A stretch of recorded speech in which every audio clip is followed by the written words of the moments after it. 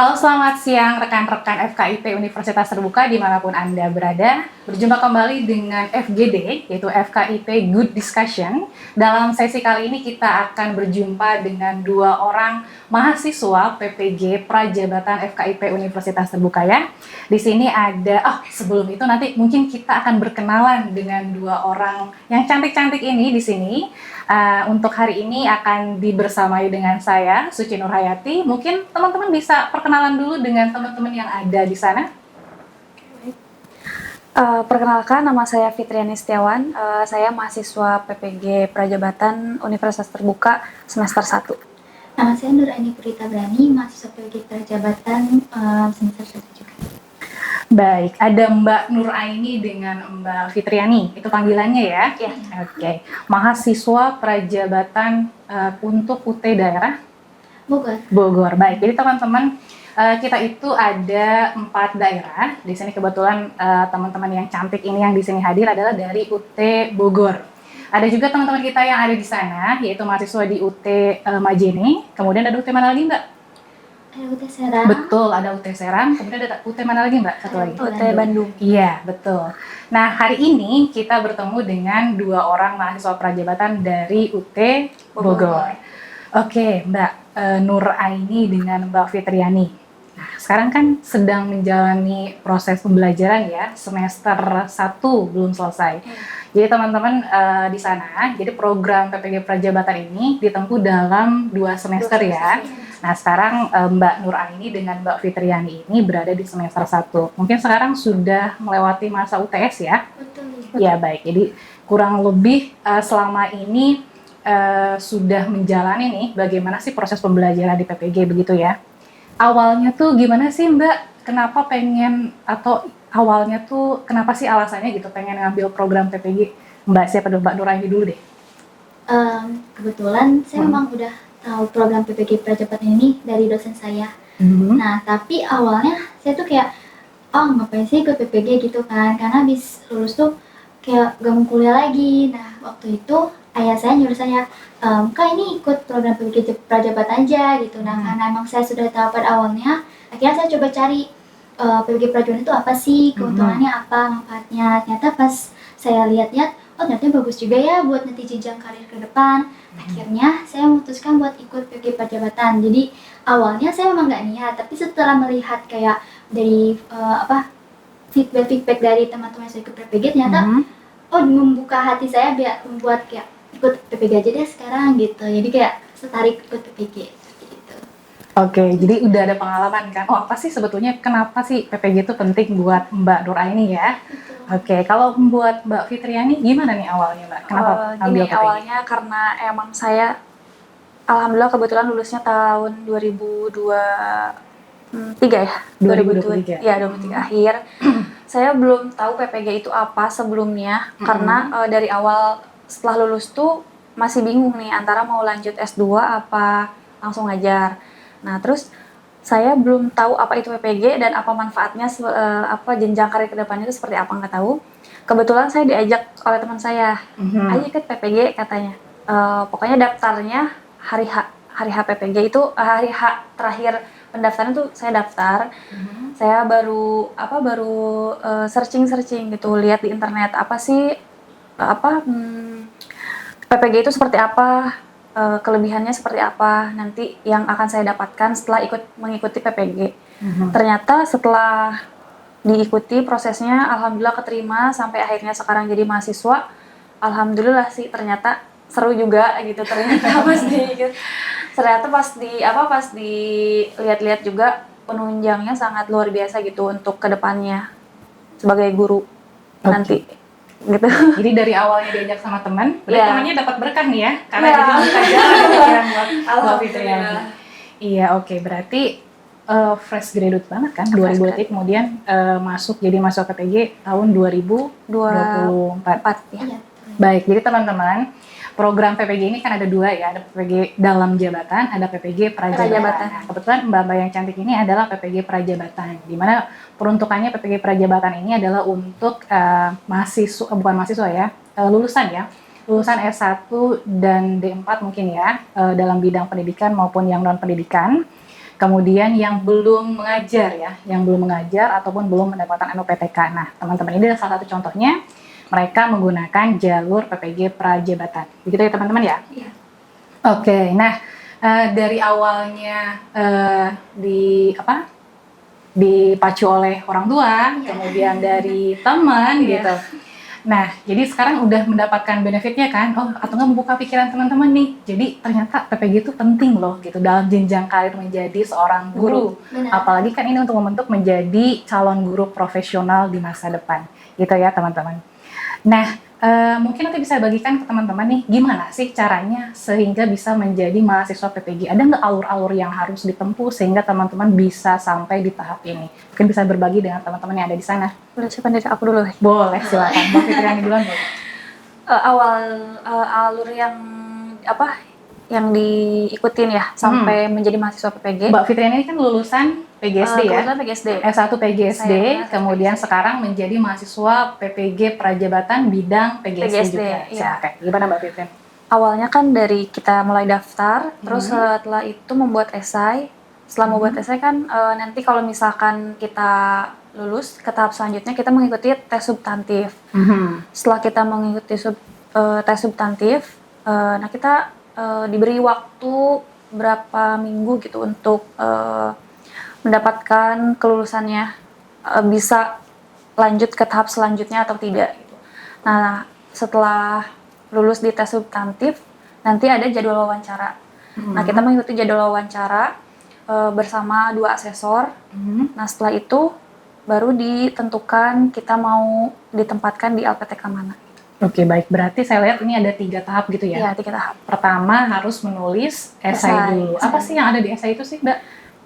Esai itu lebih ke pengalaman-pengalaman kita sih. Oke, pengalaman Kita semasa di sekolah gitu, di jenjang sekolah, pengalaman organisasi, pengalaman pokoknya pengalaman kita di sekolah. Nah, ternyata esai itu nanti diwawancarai setelah kita lulus tes substantif. Nah, kita wawancaranya itu yang esai yang kita buat sendiri.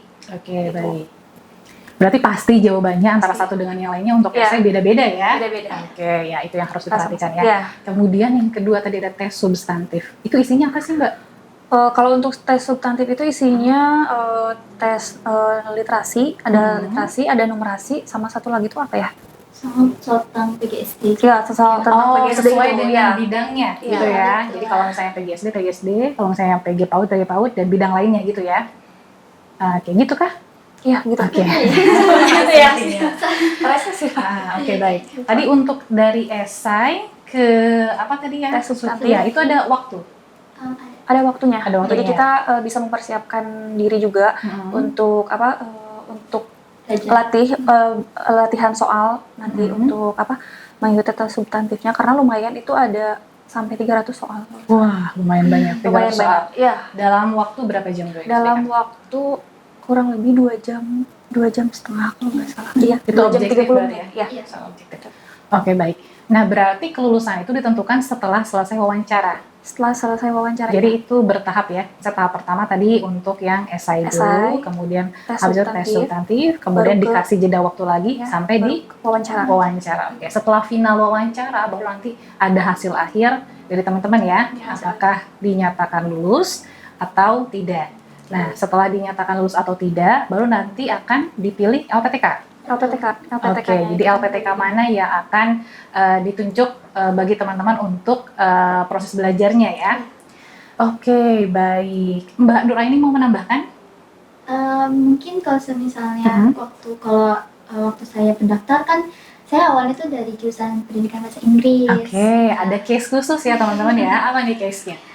Jadi waktu daftar kan saya bingung ya, pendidikan bahasa Inggris itu ternyata tidak ada dalam jurusan di PPG Prajabatan, tapi ternyata pendidikan bahasa Inggris ini ada linearitasnya ke PGSD. Jadi kayak misalnya kalau saya khawatir, oh ternyata pendidikan bahasa Inggris nggak bisa ke PPG nih, ternyata bisa karena ada linearitas ke PGSD-nya. Cuman memang pada saat mengikuti tes substantif agak sedikit struggle dalam belajarnya. Baik, karena bidang yang dipertanyakannya di PGSD ya. Iya, seperti belajar matematika lagi, IPA dan sebagainya. Jadi membutuhkan kayak effort yang luar biasa gitu dalam belajar substantifnya. Baik, panduan di mana teman-teman bisa lihat linearitas dari program studi masing-masing tentunya ada di web PPG-nya ya. Iya, Teman-teman bisa lihat di situ. Contohnya tadi case-nya untuk Mbak Nur Aini, ternyata linearitas bidang prodi pendidikan bahasa Inggris itu bisa masuk di PGSD gitu ya Mbak ya. Iya, betul. Oke. Nah itu linearitasnya ya. Kemudian ini kan teman-teman masih semester 1 nih. Nah bisa nggak di-spill ke teman-teman yang ada di sana gitu. Apa saja sih mata kuliah yang ada di PPG ini? Karena kita tahu ya teman-teman ya, mata kuliah PPG ini ada 3. Ada kita sebut sebagai mata kuliah inti, ada mata kuliah selektif, ada mata kuliah elektif. Nah di semester 1 ini teman-teman mahasiswa prajabatan itu menempuh 6 mata kuliah ya. Apa aja nih boleh sebutin Mbak Nuraini atau Mbak Fitriani duluan? Boleh saling melengkapi aja ya? Saling melengkapi ya. Boleh. Yang pertama ada filosofi pendidikan, ada belajar di era digital, ada pemahaman peserta didik, terus ada apa lagi? Ada design thinking, Oke. terus ada PPL, terus ada assessment. Oke, baik. Jadi ada mata kuliah teorinya gitu ya, pembelajaran di kelas, tapi juga ada mata kuliah khusus yaitu PPL, berarti teman-teman di sekolah ya. Iya, Nah, kebetulan teman-teman ini PPL-nya di sekolah mana nih? Kita di SD mana? SDN Kedaung. Oke, Sama karena Depok. kebetulan Iya. di UT Bogor ya, jadi di sana bagian. Oke, nah teman-teman, berarti teman-teman ini sekarang baru pulang PPL juga ya kebetulan ya? Kebetulan Nah, baru pulang. masih pakai ada ID card ya. iya, Cuma saya oke. udah buka. Oh, udah dibuka. Jadi setelan dari sekolah ini teman-teman. Jadi dalam 1 minggu pembelajaran, teman-teman berapa hari sih teorinya di sini? Dua hari ya. Oke, 2 hari pembelajaran di kelas. Kemudian sisanya adalah teman-teman berpraktik di sekolah begitu ya. Betul. Baik, itu untuk pengalaman di semester 1 ya. Berarti ada 5 mata kuliah teori, 1 mata kuliah untuk praktik gitu ya. Iya. Oke, baik. Nah, selama sekarang udah sampai ke pertemuan berapa tuh sekarang tuh ya? Sudah lewat dari 7 sepertinya pertemuan keberapa untuk mata kuliahnya. Tapi karena kalau misalnya UTS berarti sudah melewati 8 pertemuan ya pastinya. Karena UTS-nya pasti di pertemuan ke-8. Nah, teman-teman gimana sih setelah menjalani menjadi mahasiswa PPG, ada nggak pengalaman-pengalaman yang berkesan buat teman-teman gitu? Kok ketawa? Siapa dulu yang jawab nih? Ini Boleh, ada hal lucu. Boleh. Pengalaman berkesan pastinya ada ya. Cuman yang paling berkesan mungkin ketika kita ngajar di SD, pengalaman praktik SD, karena mungkin kita kan dari berbagai daerah ya beda-beda. Tentunya kalau aku kan kebetulan dari Jawa Barat, dari Sukabumi gitu. Yang mana kebiasaan di Sukabumi sama di Depok itu pasti berbeda ya. Sangat berbeda. Dari mulai siswanya, peserta didiknya gitu kan, terus lingkungan sekolahnya, guru-gurunya juga berbeda. Itu sih yang menjadi pengalaman lebih menarik gitu. Karena kita belum pernah praktik di luar kota gitu, di luar daerah yang tempat kita tinggal. Nah, itu perlu adaptasi juga sih sebenarnya, karena setiap sekolah tuh pasti berbeda-beda. Budaya sendiri ya. Budaya beda sendiri, sama peserta didiknya juga pasti berbeda, dan guru-gurunya juga.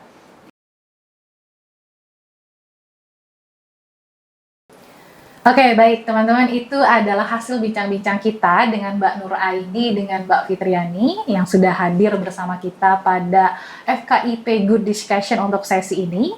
Ini adalah mahasiswa dari UT Bogor. Mungkin nanti next time kita bisa bertemu dengan mahasiswa UT lainnya, UT Prajabatan yang ada di Majene, di Bandung, ataupun di Serang. Oke, terima kasih sekali lagi Mbak Nur Aini, Mbak Fitriani untuk waktunya. Salam untuk rekan-rekan semua yang ada di sana. Semoga bisa menginspirasi teman-teman juga untuk segera menjadi salah satu bagian dari PPG FKIP UT. Salam.